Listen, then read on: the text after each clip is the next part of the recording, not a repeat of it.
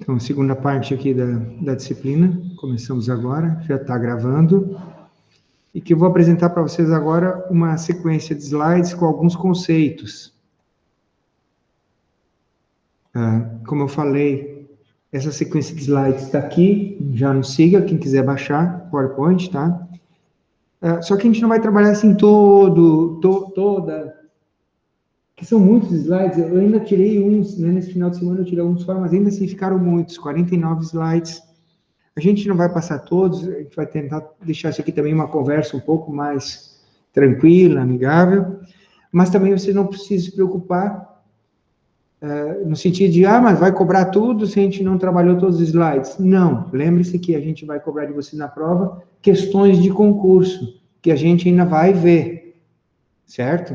Então, esses conteúdos que a gente vai ver aqui, uma conversa mais tranquila, depois, em algum momento antes da prova, a gente vai dar uma olhadinha em questões de concurso que cobraram esses conceitos, e essas questões que foram cobradas em concursos públicos do Brasil inteiro, é que a gente vai usar elas, ou elas de uma forma um pouco adaptada, na nossa prova. Então, mesmo que a gente passe alguns pontos aqui sem discutir mais a fundo, não se preocupem com relação à parte da avaliação. Isso aqui é natural ter essa avaliação, porque também, afinal, não adianta só aprender, porque precisa passar nas matérias, eu entendo, mas também, de outro lado, não adianta só passar se não tiver crescido, se não tiver conteúdo, se não tiver aprendido alguma coisa. Então, vamos tentar casar os dois, as duas partes. Então, nessa sequência, a gente tenta dar uma ideia de como que a administração está dividida, quais são os tópicos importantes. O que é isso aqui? Cadê o ver menos? Isso aqui não acontecia. Que droga, né? Eu disse, as máquinas vão dominar a gente daqui a pouco, que a gente vê nos filmes, né? É o que vai acontecer, né? Não desligue. Tá. Deixa eu apagar. Então, essa sequência é o que está no nosso plano de ensino, e aquilo que eu falei, que eu já comentei, que seria tipo um resumo do curso de administração. Tá? Esses pontos a gente vai passar todos, tá? Hoje nem vamos falar muito em história, apesar de fazer algumas menções ali, porque história também é história, vamos tirar o que é mais importante, mas a gente não pode dar... A gente não tem tempo para isso, né? O básico é isso, tá? Então, algumas definições, depois a gente vai falar o objeto da administração, que são as organizações. Organizações são grupos de pessoas né, que se reúnem com um fim objetivo, com uma finalidade. Tá? Isso são as organizações. Geralmente, elas são oficialmente instituídas. Né? As organizações seriam o objeto da administração. A gente vai ver depois, numa das definições, que todo mundo é meio que administrador. Todos nós somos administradores. Nós administramos nossa própria vida. Começa por aí. Né? A gente toma as decisões com relação à nossa vida.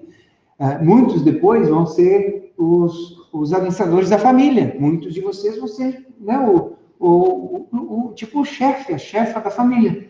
E vão ser responsáveis por administrar a família. Vão ter a maior responsabilidade dentro da família. Vai chegar um momento que alguns de vocês vão ter, ou todos vocês, né, não sabe como é que o mundo vai girar, vão chegar não só àquela função de gerência que eu disse que vocês vão ter na empresa, mas talvez antes da função da gerência na empresa, vocês tenham a função de gerência da família. Vocês serão lá o administrador da família, certo? Só que aí o autor diferencia, administrar a família, administrar a nossa própria vida, não é como administrar a organização. Então, a administração formal, o estudo da administração, é o estudo das organizações. Toda organização precisa de administração, oficialmente, formalmente. O que é uma organização? É um grupo de pessoas que se reúnem para um determinado fim. Geralmente, está instituída oficialmente. Então, pode ser... Por isso que tem aquele termo, organizações não governamentais. As ONGs, muito famoso, muito falado, hoje em dia toda hora dá na TV isso, né? As ONGs. Então tem ONG para cuidar de cachorro abandonado, tem ONG para salvar a Amazônia, tem ONG, não sei, né? Para despoluir o rio. O que são as ONGs?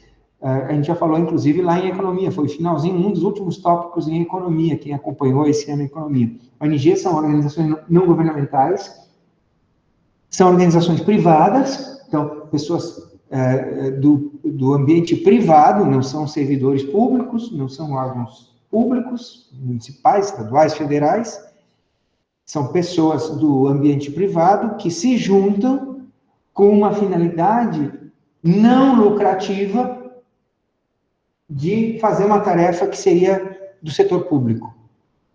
Porque cuidar da Amazônia é os governos que têm que fazer. Cuidar dos cachorros abandonados é o governo que tem que fazer. Cuidar de despoluir um rio é o governo que tem que fazer. Mas é o governo, os governos, os órgãos públicos não têm condições, o nosso meio legal institui que podem haver as ONGs, as organizações não governamentais, então cuidem a questão, a origem do termo, organizações são grupos de pessoas não governamentais, ou seja, são privados, que não têm fins lucrativos. As ONGs, por definição, não podem atuar. Claro que elas mexem com dinheiro, mas, tipo, no final não é para ter lucro.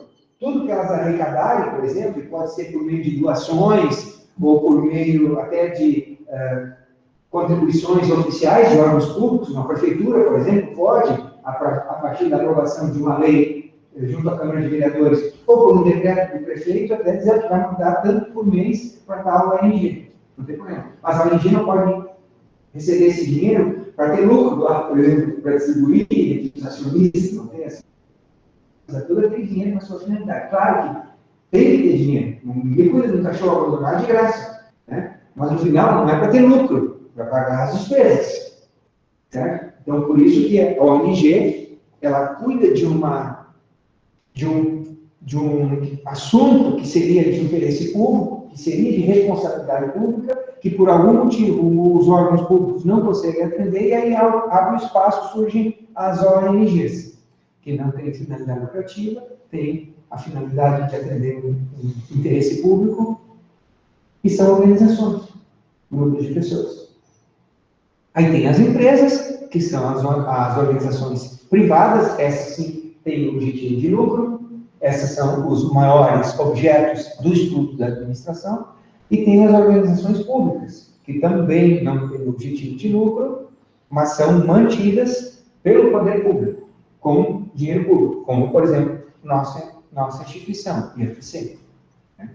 São grupos de pessoas, é uma organização pública, várias pessoas reunidas para finalidades em comum, finalidades públicas, de interesse público, e também sem interesse lucrativo. Tá? E ainda existem, aquilo que eu falei, o quarto setor, né? Lembra lá na economia a gente falou que não estava lá o quarto setor, que são as organizações ilegais, as organizações criminosas, que também usam muito dos conceitos da administração para funcionar, às vezes melhor que um órgão público, né? E tem a finalidade o quê? A ilegalidade, o crime. Também são organizações. Tanto é que tem na tipificação penal, o cara pode, o criminoso, entre vários tipos penais que ele pode se enquadrar, um deles é formação de quadrilha, ou formação de organização criminosa. Então, se o cara cometeu o crime sozinho, é uma coisa, mas se ele cometeu o crime dentro de uma organização que foi planejado, por exemplo, aqueles que se explodiram lá no Terra de Areia, vamos dizer que eram 4, 2 dentro, não sei se era, mas vamos dizer, 2 dentro que se explodiram e 2 fora que estavam no carro esperando. Então, ali eles não são só ladrões, eles são também uma organização criminosa. Então, tem mais um tipo penal, roubou dinheiro e faz parte de uma organização criminosa. São 2 crimes, e não um, está entendendo? Então, isso tudo, organizações, são objeto do estudo da administração. E aí a gente vai tratar de alguns conceitos importantes dentro da administração. Sobre as teorias não vai dar para falar muita coisa, até porque é o seguinte, tem uma história, uma origem das teorias todas, e elas hoje meio que convergiram para uma teoria moderna, que não muda muito, né? Então, ficar estudando as teorias é muito bom na administração para quem tem tempo. Nós não temos tempo, infelizmente. E tem teoria para tudo que é gosto. Tá? Então, talvez eu nem coloque esse tópico lá, porque não vai dar tempo. Mas tem teoria para tudo que é gosto. Tem a teoria de ser super organizado, tem a teoria até chamada teoria da contingência, que seria tipo aquela pessoa mais... Teoria da contingência, ela preza que tu tem que resolver os problemas na medida que eles surgem, sabe? O problema é que ainda não existe e não é problema. Então, sem tentar planejar muito, né? Existe até uma teoria. Tá aqui um contador, seja bem-vindo. Obrigado. Atrapalhar só. Quebrou o galho só, né? Muito obrigado. Tá? Tá certo, seu Davi? Tem até teoria da contingência, que é do tipo, vamos resolver os problemas só na medida que eles surgem. Vocês já imaginaram que esse não funciona muito bem, né? Então, tem as teorias da administração iniciais, que pareciam muito bom e tal, depois elas foram adaptadas. Por exemplo, a teoria não, um método que compõe uma teoria, ou do método japonês, o toyotismo, que vocês já ouviram falar, ele introduziu o conceito do just in time. Isso lá na década de 40, 50, nas fábricas, porque até aquele momento as fábricas tinham os estoques. Tipo, tinha que fabricar uma determinada coisa, todas as peças que precisaria para fabricar tudo aquilo, teria que ter um bom estoque na empresa, para que na hora que fosse apertar os parafusos, emendar as correias, soldar, não sei o quê, não faltasse nada. Certo? Então, as teorias originais eram assim, porque as teorias foram surgindo junto com a evolução da industrialização, ou seja, a administração, a gente entende que ela surgiu junto com a Revolução Industrial na Inglaterra, e a partir daí foi se adaptando. Então, as teorias primordiais, nos primórdios, diziam que tu tinha que ter, para montar, vamos dizer, essa cadeira, ou montar um carro, por exemplo, era bom que no estoque tivesse tudo o que tu precisasse, para não parar o processo produtivo. Certo? Parece lógico isso. Tem que ser assim mesmo. Porém, isso é completamente ultrapassado. Nenhuma empresa mais faz isso. Ter um estoque de tudo que precisa, para então, na hora que for montar, garantir que não falta nada. Por que as montadoras estão paradas por falta de componente? Porque a gente tem estoque. Porque elas estão já atuando na nova teoria administrativa, que é o seguinte: o estoque é muito caro para ter estoque. Manter estoques é caríssimo. E mais, os produtos que estão ali estocados podem se tornar obsoletos muito rapidamente. Então, além de ter o custo de ter um lugar para guardar aquele negócio, tudo aquilo que está guardando ali pouco pode não valer mais nada. Então, entrou a teoria do just in time. Just in time quer dizer bem na hora. Chegou na hora. Então, uma montadora, por exemplo, esse conceito foi introduzido inicialmente nas montadoras de veículos. E quando começou lá o Ford, que ele inventou a linha de montagem, que eles montavam, que foi uma revolução, talvez até conte aqui, mas eles levavam lá dias para montar um Ford T, né? E com a tal da linha de montagem, ele passou a produzir um carro em 20 horas. Em 20 horas ele montava um Ford, que levava dias, uma semana para montar o carro. Então foi uma revolução tão grande, barateou tanto o preço dos carros, que a partir daí os funcionários que trabalhavam na fábrica podiam comprar o carro que eles construíam. E antes era uma coisa assim, ter um carro era uma babilônia, uma coisa totalmente inalcançável para os trabalhadores. Então, foi um pulo assim, muito grande em termos de produtividade. Né? Mas, naquele momento que Ford inventou a linha de montagem, tinha que ter tudo estocado lá para a linha nunca parar, porque trilho nunca parar, nunca falta nada. Né? E depois, a otimização exigiu que dava muito trabalho e muito custo ter os estoques. Então, os japoneses introduziram esse just in time. Já que a gente não vai ficar falando muito disso, vou colocar aqui para vocês. O just in time, que é tipo bem na hora, ou seja, se precisa de uma bateria, então entrega a bateria só no dia que eu preciso para montar aquele carro. Precisa do pneu, precisa radiador, precisa o filtro, tudo que precisa tem que ir chegando no dia, não quer ter estoque nenhum. A fábrica tem que montar e não quer ter estoque, não quer ter despesas com estoque. Pelos dois motivos que a gente falou, custo de estoque e a obsolescência. Entendeu? Não precisa ir longe. Hoje você enxerga isso com o Google Earth ou com Maps. Vou colocar aqui, vou mostrar para vocês que dá para ver aqui. Dá para ver pelo Maps. Isso que eu estou falando para vocês. Faz parte da teoria moderna. Não é tão moderno assim. Isso aí, como eu disse, o Just in Time entrou com o toyotismo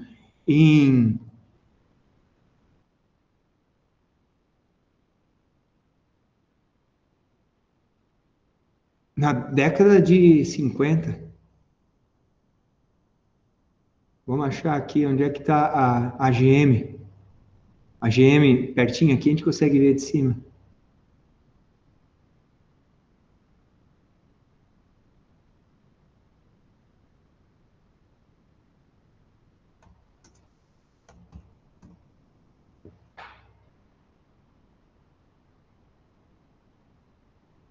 Cadê a GM? Estou na internet.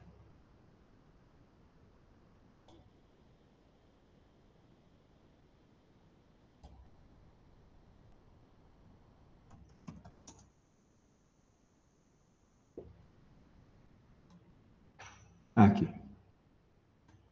Então, aqui está a fábrica da General Motors. Ali, fabrica o Celta e coisa. Quem passa de carro lá vê. Então, tu tem um galpão central onde eles montam o carro.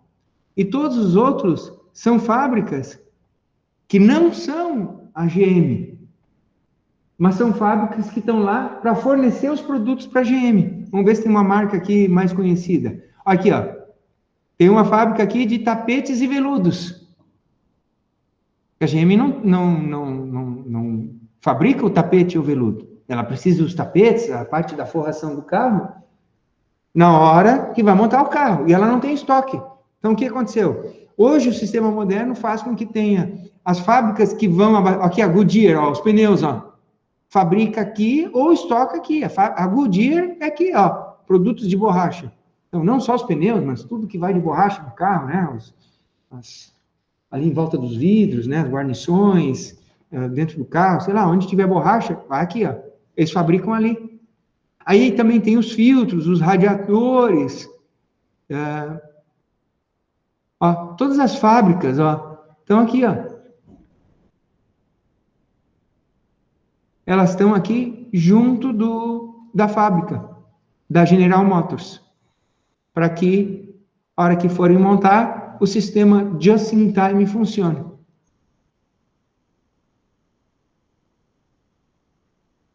Quando vocês passarem na estrada ali, na freeway, olhem lá, muitos desses galpões que a gente está vendo de cima, tem uma placa lá dizendo Filtros Fran. Filtros Fran tem uma fábrica aqui dentro. Não é a GM. É uma fábrica que vai abastecer a GM. Como a GM não quer ter estoque, mas na hora que ela vai montar o carro, ela quer ter o filtro ali no dia, o que o sistema acabou convergindo? Que as fábricas dos diversos produtos estão o mais próximo possível da montadora, para que a gente consiga atender o just in time. Foi a Toyota que começou com esse sistema e todas as outras montadoras copiaram. Certo? Foi modernizado, foi otimizado, mas está aí até hoje. E daí em diante não teve mais muita diferença. Os grandes pulos do gato foram a linha de montagem lá em 1910, mais ou menos, quando o Ford fez isso, e depois na década de 40 e 50 com os japoneses. Daí em diante foram só pequenos ajustes, né, melhorias que vão acontecendo, mas nada revolucionário, como a linha de montagem do Ford e o just in time dos japoneses, dos Toyotas lá. Então, as teorias da administração, elas vão copiando mais ou menos o que acontece na prática. E como a gente não vai ter muito tempo, né, são coisas muito interessantes para a gente estudar e ler, mas num curso de engenharia agronômica, isso tem que ficar meio lateralizado, né? Vamos estudar aí se sobrar tempo. Vamos fazer a leitura, porque é uma leitura muito interessante. É bom a gente ampliar nosso leque de conhecimentos, tá? Então, funções administrativas, processos... Aqui que está a parte importante, a gente vai trabalhar mais. que vai dedicar mais tempo, que é o CERN, é o processo administrativo. Começa pelo planejamento, aí vocês vão fazer aquele curso de planejamento estratégico, espero que façam, e mais na parte final da disciplina a gente vai aprofundar isso aqui tanto quanto o tempo nos permitir. As áreas empresariais e os níveis de decisão, isso ali é coisa de 15 minutos. Inclusive, eles vão aparecer já quando a gente estudar as funções administrativas. Não tem como estudar as funções administrativas sem correlacionar com as áreas e os níveis de decisão. Tudo bem tranquilo, tá? Mas, de qualquer maneira, essa divisão da administração vocês vão encontrar nos cursos de administração, nos livros, é mais ou menos essa sequência aí, tá? E colocando... Então, nós vamos hoje falar um pouquinho aqui, pouquinho tempo que tem de definição. Eu não vou nem colocar naquela parte de projeção, para não ficar indo e vindo, mas o seguinte, pessoal. Vamos lá. Da etimologia da palavra. De onde é que vem a palavra administração? Vem do minister, tá? Do ad, que quer dizer junto, ou direção, e minister, que é um termo que é usado até hoje, ministério, por exemplo. Só que a origem é bem contraditória, isso que é interessante. Minister quer dizer subordinação, aquele que presta serviço para o outro. Vamos deixar o Maximiano para daqui a pouco. Vamos olhar de novo esse minister. O minister, por sua vez, tem origem etimológica na palavra minus, que quer dizer menor. Então, o ministro seria aquele menor, aquele também considerado o servo, tá? Então, o minus, inicialmente, tinha um significado de ser uma coisa menor. Só que, principalmente, os membros da igreja se apropriaram desse termo, minus, como servo, para dizer que eram servos de Deus. Então, sei lá, os últimos 2 milênios da existência humana estão fortemente ligados e influenciados pela igreja. Dá para se dizer que agora, nos últimos, sei lá, 100 anos, é que a igreja, principalmente a igreja católica, perdeu um pouquinho da sua força, né? E dividiu parte da força com as igrejas alternativas, né? As chamadas pentecostais, e parte para aqueles que não confiam e não acreditam e não querem saber de igreja, certo? Mas, até bem pouco tempo atrás, esses que não confiam, não acreditam e não querem saber da igreja, eles sumiam, né? Você sabe, eles eram eliminados pela própria igreja. Então, por isso que não tinha muita gente que não confiava, não acreditava e não obedecia à igreja, porque não era um bom negócio, né? Muitos pensavam dessa maneira, mas não se manifestavam, porque era muito fácil morrer queimado, enforcado e, sei lá, de outras formas, tá? Então, o termo minus, ele foi apropriado pelos representantes da igreja como os servos, mas não é servos de qualquer um, servos de Deus. E na condição de serem servos de Deus, eles se sentiam os próprios representantes de Deus, já que eles eram servos de Deus e os outros não eram. Eles sendo servos de Deus, eles traziam a palavra de Deus e, portanto, o que eles falassem estava refletindo na palavra de Deus e seria a lei, seria a regra. Então, esses que eram servos de Deus, por muitos anos, então, eles se tornaram bastante poderosos. Porque, na condição de serem os tradutores da palavra de Deus, eles tinham poder total, até porque, então, Deus era, né, era uma unanimidade, até porque quem não acreditava já sumia, né, de um dia para o outro sumia. Então, os sacerdotes, que eram servos de Deus, eles eram servos de Deus, mas com relação à população como um todo, eram pessoas bastante poderosas. Daí que ministro sempre era ligado a um conceito, a um entendimento religioso, era uma pessoa com bastante poder, por ser servo de Deus, então, o representante de Deus na terra, aquele que trazia a palavra de Deus. E daí que veio a palavra ministério, ou seja, ele é um servo, a palavra tem origem no menos, mas é um menos que é mais, vocês estão entendendo? É mais, daí que ficou essa palavra. Ministério vem do cara que era servo, mas não era qualquer servo, de Deus. Dos outros ele era dono, era chefe, era quem impunha as leis, ok? Então, administração quer dizer ministrar junto, ou seja, não é uma coisa sozinho, é comandar, mas não comandar individualmente, comandar em grupo. Aí que vem a ideia de organização. Tu não comanda sozinho, comanda a organização, e não é um único que comanda a organização. Claro que pode ter lá um presidente, um gerente, mas essa organização, ela não se administra, não se organiza, não se gestiona individualmente. Aí a origem da palavra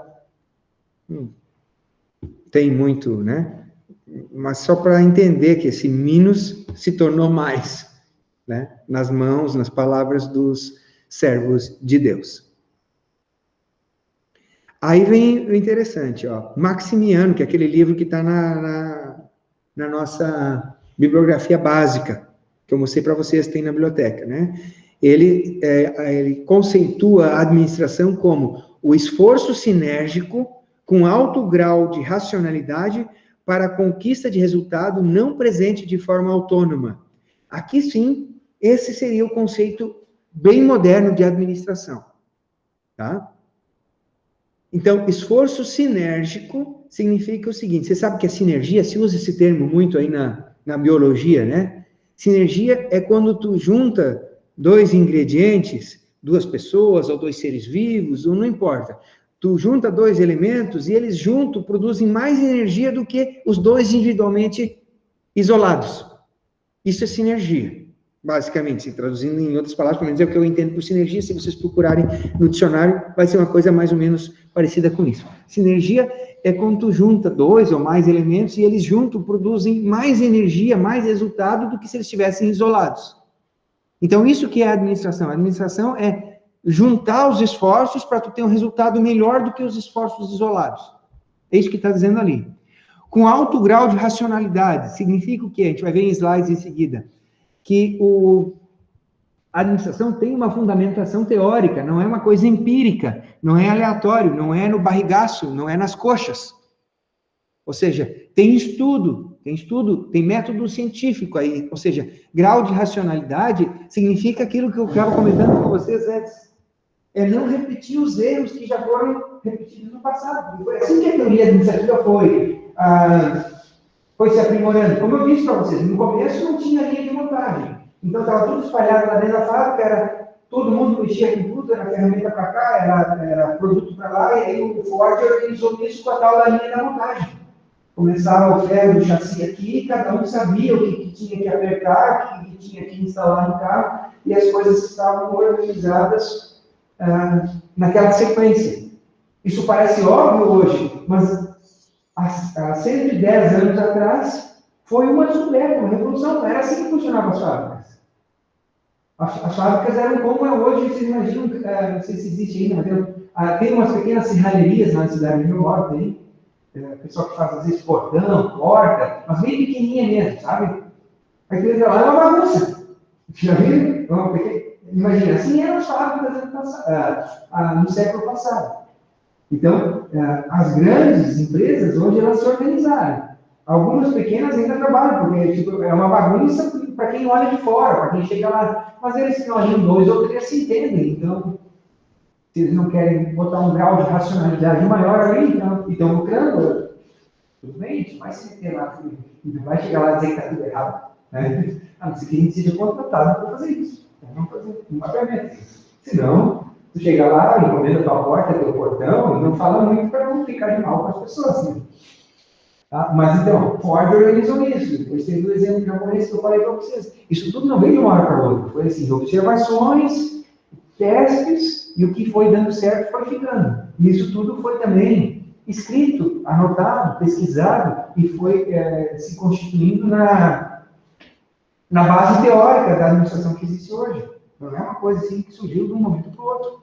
A faculdade de administração mesmo é uma coisa recente. Eu acho que não tem uns 40 anos. Deixa eu ter aqui ver para vocês, mas quando é que abriu a primeira faculdade de administração? Muito, mas muito, muito depois da primeira faculdade de agronomia no Brasil, por exemplo. Mas bora muito tempo, várias décadas depois de abrir a primeira faculdade de agronomia, é que abriu a primeira faculdade de administração, porque essa função, esse cargo, essa formação não existia, não se via a necessidade, tudo era em função da prática. Né? Aprendia na prática a administrar. E depois que foi virando uma ciência e, ao mesmo tempo, arte. A gente vai ver como é que os autores falam. Tá? Então, a racionalidade vem daí. Vem de acúmulo de conhecimento, de pesquisas, de conhecimento científico, que foi dando conteúdo teórico para a ciência da administração. Porque a administração, ela é, como o autor vai falar ali, é uma ciência e é uma arte ao mesmo tempo. Né? É mais uma arte do que uma ciência, mas ela é uma ciência porque ela tem uma base teórica de estudos e pesquisas e teorias. E aqui o mais importante, para a conquista de um resultado não presente de forma autônoma, ou seja, para se chegar a um resultado que por si só não aconteceria. Então, aquele carro, se as pessoas não se reunissem, não ia surgir um carro do nada. Aqui, não ia sair formado um engenheiro agrônomo do nada, se não houvesse aquele esforço administrativo. Tá? Então, o resultado do esforço administrativo, da administração, é sempre algo, um produto ou um serviço que não brota da natureza, não brota sozinho. Tá? Então, é isso tudo que está dizendo esse conceito. Muito interessante, né? Como o nosso tempo está se indo, a gente sempre pensa que vai ter mais tempo, né, para falar das coisas. Bom, não existia ciência da administração quando os egípcios fizeram isso. Foi no empirismo também. Talvez tenham gasto muito mais recursos e tempo do que se tivessem lá as metodologias, o conhecimento, as teorias que nós temos hoje. Mas eles chegaram no resultado também. É que nem em casa, quando a gente tenta fazer alguma coisa, né? Meio atropelada, assim. Eu vou tentar, porque se não der certo também, não tem tanto prejuízo, né? Então, por exemplo, eu quero dizer para vocês, a gente está sempre aprendendo. Essa semana foi a primeira vez na vida que eu fiz iogurte, nunca tinha feito. É a coisa mais fácil. Há uns tempos atrás eu tentei fazer Yakult e não deu certo. Aí também me desanimei. Não ficou bom o tal do leite fermentado. Agora, iogurte é muito mais fácil do que fazer Yakult, né? Tu faz numa noite, tu faz... E no outro dia, minha filha está agora com uma dieta mais restritiva e a nutricionista passou para ela, tem que ser iogurte natural, assim, assado. E é caro aquele negócio. Eu vou aprender a fazer, né? Eu sei que não é difícil. Aí, no dia seguinte, eu quis fazer o teste. Fiz o teste cego, né? Eu botei o iogurte que ela comprou industrializado, num potinho, que não se... E o que eu fiz? Misturei bem ali, para ela não saber qual, e dei para ela provar, para ver se ela sabia diferenciar o feito em casa do comprado, né? E ela conseguiu diferenciar, mas ela disse, ó, o gosto é exatamente o mesmo, pai. O que deu esse teu tá mais consistente, o outro tá um pouquinho mais mole, assim. Foi a única diferença que deu. Se eu tivesse botado um pouquinho de leite mais, mesmo depois de pronto, só para diluir um pouquinho, daria exatamente o mesmo iogurte do comprado. E é muito simples de fazer, mas é aquela coisa que eu digo para você, está sempre aprendendo, cada um aprende alguma coisa, certo? Muito de você sabe fazer. Eu nunca tinha me animado a fazer, agora que surgiu essa indicação nutricional lá. Então, a gente faz meio empírico, né? Por exemplo, eu tenho um termômetro que eu uso no carro, foi aquele termômetro que eu fui botar para ver qual era a temperatura do leite, para desligar o fogo, e depois para colocar os lactobacilos, né? Não estava usando um termômetro muito específico ali para o processo, mesmo assim deu certo. E assim, dessa forma empírica que o ser humano foi evoluindo, foi construindo as coisas, né? Então, não dá para dizer que não teve conhecimento e conceitos administrativos já desde a pré-história sendo utilizados. Só que eles só viraram ciência, gente, há uns 50 anos. A administração só virou ciência e arte há 50 anos. Então, a escola de administração, como eu falei, não tem 50 anos aí. Então, para isso, quem viu o filme aquele... Como é que eles levavam essas estátuas para lá? Ninguém sabe exatamente, mas esse filme aí, se eu não me engano, chama Rapa Nui, o nome do filme, né? Ele conta uma versão, como que eles acham que essa turma fez. Isso daí. Essa ilha de Páscoa não tem nenhuma árvore. né? Não tem árvore na Ilha de Páscoa. Mas nessa teoria que eles propuseram no filme, eles apresentam a ideia de que foram os nativos que cortaram todas as árvores para fazer o transporte dos negócios, mas cortaram todas as árvores mesmo que não sobrou nenhuma. Se isso é verdade ou não, já é ficção de filme, né? Mas o filme pelo menos apresenta uma possível forma deles terem feito essas estátuas gigantes. Não sei se alguém de vocês olhou esse filme. E óbvio que ali também tem envolvidos, né, conhecimentos e técnicas de administração, mas muito de forma também empírica. E por aí vai, tem várias referências históricas. Gente, a igreja tem uma grande participação no conhecimento que a gente tem hoje da administração, porque é uma organização muito bem estabelecida, que funciona muito bem, porque ela tem hierarquia, né? Ela está bem distribuída, ela tem, né, em cada cidade lá tem os párocos, depois tem os bispos, tem lá em cima os cardeais, o papa. Então, isso tudo está muito bem, eu nem entendo, nem sei bem, mas tem, né, uma organização bem distribuída, bem ramificada e bem organizada. Então, a igreja surgiu muito antes, e está bem organizada muito antes do que surgia a ciência da administração. Então, a ciência da administração olhou muito para as igrejas para copiar dali muito do que se aplica hoje como administração. A mesma coisa vale para as organizações militares. Muitas coisas nas organizações militares foram exemplo e aproveitadas para a administração moderna. Por exemplo, esse aqui, ó, a unidade de comando. Isso é muito importante. E aqui, vocês que estão aqui no colégio, tem muitos de vocês que fizeram o técnico, talvez saibam mais ainda do que quem veio só fazer 3 anos mais de experiência. Mas, provavelmente, ó, unidade de comando é uma função, é uma característica, é um conceito militar muito importante. É o seguinte, cada soldado só obedece a um chefe, que é lá vamos dizer, eu também não entendo muito de organização militar, mas vamos dizer que é o sargento lá da tropa dele. Ele só obedece o sargento. O soldado só obedece aquele sargento. Se vier o capitão, o coronel, falar para o soldado, faz tal coisa. Está errado, ele não vai fazer, nem o capitão faz isso. Ele não pede nada para o soldado. Ele pede para o cara que está abaixo dele. Eu quero que os soldados façam tal coisa. Aí o sargento é que vai lá e fala para o soldado. O soldado só presta satisfação para o sargento. Isso chama unidade de comando. Ele sabe certinho a quem eles têm que obedecer. E quem dá ordem sabe certinho para quem tem que dar ordem. Ele não chega, soldado, tinha que arrumar a fechadura dessa porta. Não. O capitão, se ele acha que tem que arrumar a fechadura daquela porta, ele vai dar o comando lá para o subalterno dele. Mesmo que seja lá o soldado que vai fazer aquele conceito. Vocês estão entendendo? Esse princípio da unidade de comando é muito importante nas organizações militares. E que, quando a gente vê aqui, o Instituto, você sabe que não existe muito isso. Aqui você tem que arrumar uma fechadura e a pessoa sabe para quem pedir. Falando da fechadura, isso é um exemplo, né? Para várias coisas. Você já deve ter dado a cara na porta em vários setores quando for para resolver o problema. Mas é com esse, né? Porque pede para o fulano, mas o fulano tem um chefe, o fulano tem 5 chefes, e aí quem é que pede para ele? Então, cara, isso é um problema. Eu, como diretor, muitas vezes eu ia para o cara que estava lá, o marceneiro lá, não faz isso aqui. Né? Nós não temos essa organização, o que é muito ruim, né? Porque não obedece uma série de preceitos da teoria administrativa que tornam mais eficiente o funcionamento da instituição, da organização.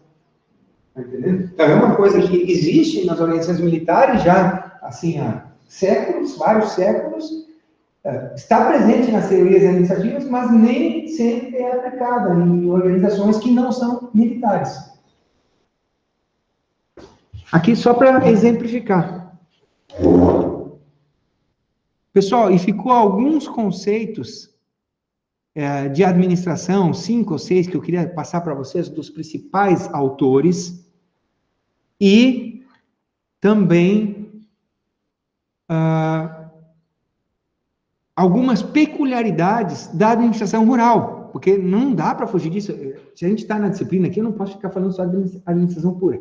A gente vai falar algumas peculiaridades, mas isso é uma coisa também de 15 minutos, e coisas que todos vocês já sabem, que, por exemplo, diferente de uma fábrica, a gente está falando da fábrica de carro agora, a administração rural depende, fora algumas exceções, depende fortemente do clima.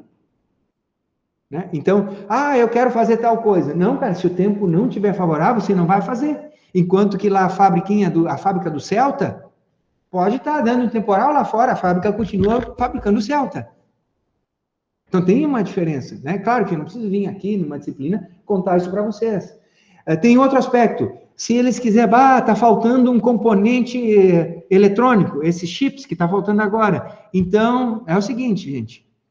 Férias para os funcionários lá do Celta, da GM. 20 dias de férias, vamos desligar os disjuntores, assinar os 20 dias, vocês vão para casa, daqui a 20 dias a gente volta, vamos esperar o navio chegar da China com os chips. Vai dar algum transtorno? Vai, certo? Mas com uma certa tranquilidade eles conseguem fazer isso. Na produção rural, seja na criação, na plantação, uma vez que tu começou o processo, não tem faltou tal coisa, agora vamos parar, porque não tem tal insumo, ou não tem tal adubo, faltou tal agrotóxico, ou sei lá o que faltou. Não tem mais como parar, já começou o processo produtivo, é outra característica peculiar. Como eu disse, isso vai ser 15 minutos, porque aí vou estar chovendo no molhado, isso vocês já têm bem claro na cabeça, de várias particularidades da administração rural, que são específicas do nosso meio, que tem que ser olhadas. Quando a gente olha alguns conceitos, algumas teorias, elas não se aplicam 100% em função dessas características especiais da nossa atividade. Mas que, claro, com a inteligência e com o conhecimento que a gente vai desenvolvendo ao longo do curso, a gente consegue identificar isso. Não precisa vir aqui falar para vocês que a administração de propriedades rurais ou de uma atividade rural tem algumas coisas que diferenciam de uma fábrica ou de outras organizações, mesmo organizações públicas, né, como uma prefeitura ou como o nosso instituto aqui, está bem menos afeito às questões do clima, né, e não precisa do que a atividades como o cultivo, a criação, certo? De qualquer maneira, isso vai estar em alguns slides que eu vou passar rapidamente, porque é minha obrigação lembrar vocês também, senão a gente fica um pouco assim, hipnotizado pelos conceitos da administração, pelas teorias, e talvez esqueça, né, de que nós temos todo um ambiente específico que precisa ser adaptado. Portanto, a gente vai ver que a administração rural é uma ciência ainda muito mais nova que a própria administração. Porque ela foi constituída a partir do uso dos conceitos e teorias que foram se construindo depois para aspectos. Por isso ainda tem muita propriedade que nem quer saber e não está nem aí, porque não chegou lá ainda esses conceitos mais básicos da administração rural. É aí onde vocês têm um papel importante com novos profissionais, onde vão dar mais profissionalismo para as atividades.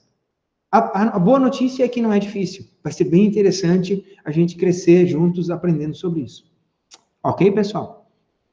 Então, nós estouramos o tempo que a gente tinha previsto. Vocês teriam alguma pergunta mais, algum comentário? A gente vai emendar isso aqui na semana que vem, a gente termina com esses conceitos. Hoje eu acabei ficando um pouco mais prolixo do que eu gostaria, né? Abordando alguns outros aspectos, mas de qualquer maneira, acredito que tudo que nós conversamos aqui foi válido.